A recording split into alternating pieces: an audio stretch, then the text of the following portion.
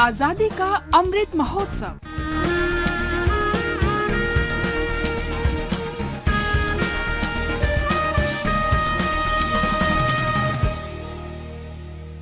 आजादी का सफर आकाशवाणी समाचार के साथ। आजादी का सफर की आज की कड़ी में हम मणिपुर के स्वतंत्रता सेनानी टिकेंद्रजीत सिंह और थांगल जनरल को श्रद्धांजलि अर्पित कर रहे हैं, जिन्हें ब्रिटिश शासन ने 13 अगस्त 1891 को फांसी दे दी थी। ये 1891 एंग्लो मणिपुर युद्ध के दौरान मणिपुर के महान रक्षक के रूप में प्रसिद्ध हैं।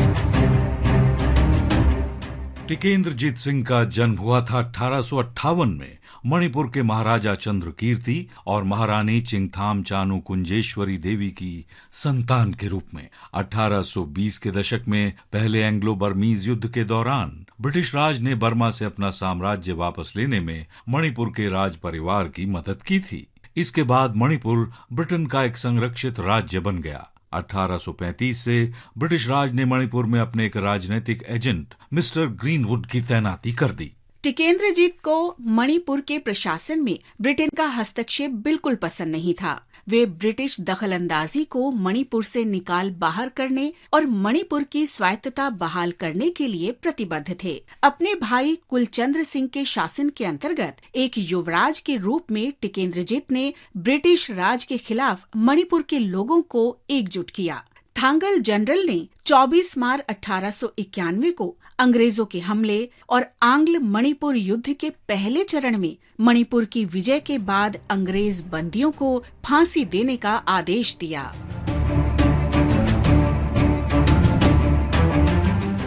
मणिपुर में टिकेंद्रजीत सिंह का उभरना ब्रिटिश शासन के लिए एक चुनौती माना गया। लॉर्ड लैंसडाउन ने सेना की 3 टुकड़ियां कोहिमा, सिलचर और तामू से मणिपुर भेजी। मातृभूमि की रक्षा के लिए मणिपुर के लोग टिकेंद्रजीत सिंह के नेतृत्व में फिर बहुत बहादुरी से लड़े। लेकिन ब्रिटेन की बढ़ी ताकत और हथियार इस बार उन पर भारी पड़े। 27 अप्रैल 1891 को ब्रिटिश सेना ने मणिपुर पर कब्जा कर लिया।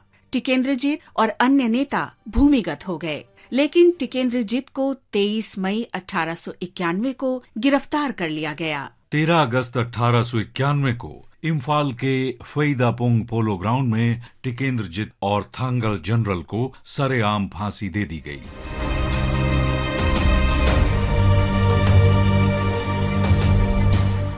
स्वतंत्रता प्राप्ति के बाद इसी पोलो ग्राउंड का नाम वीर टिकेंद्रजीत सिंह पार्क कर दिया गया और इसके परिसर में एक शहीद मीनार स्थापित किया गया। इम्फाल मार्केट के उत्तरी भाग का नाम अमर शहीद थांगल जनरल के नाम पर थांगल बाजार रखा गया। स्वदेश के इन महान सपूतों को आकाशवाणी समाचार का शत शत नमन।